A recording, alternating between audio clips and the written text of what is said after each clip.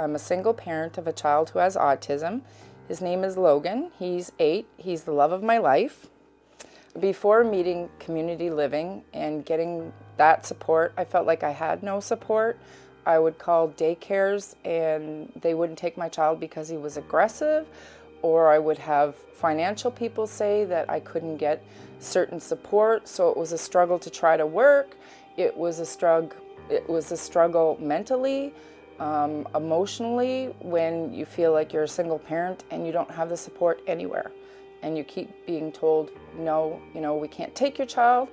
I was at a loss, didn't know what I was going to do, how I could filter through and find a good daycare. And community living really helped me. It kind of made me feel like I wasn't a single parent anymore. And you know that support, when it's done properly, can lead people in so many directions and positive directions. All the programs at MBACL really work to make those steps easier and really work to provide that link and that bridge. He needs that support, to have somebody there to try to lead him in the right direction so he can gain those social skills and be a member of society. It's still scary to this day. It's scary when I send my child to school. It's scary when I send my child to daycare. It's scary when my child goes to a playground, right? It's scary. It's that unknown. Like, some people look at my child and think that my child's a bully. My child's not a bully. He just doesn't understand body language.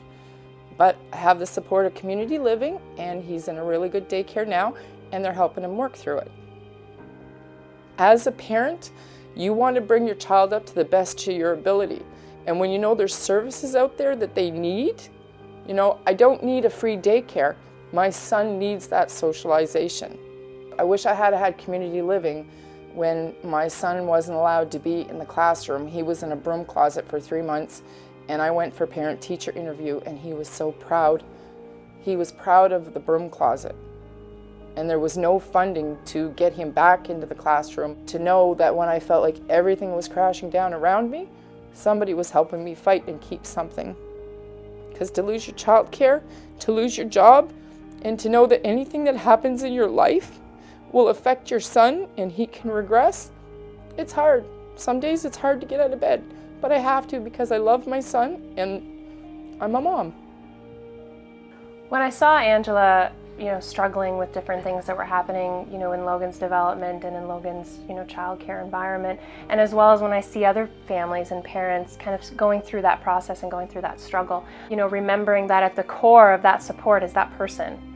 It's person-centered. It's all about what that individual needs, their wants, their dreams, their plans, and focusing in on that, and that's how support is determined. That's how support is created and catered and accommodated to.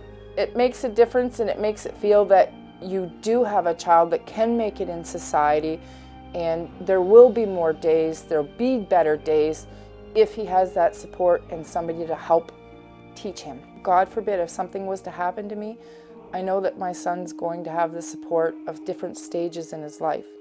And it's nice to know that somebody's out there going to fight for my son.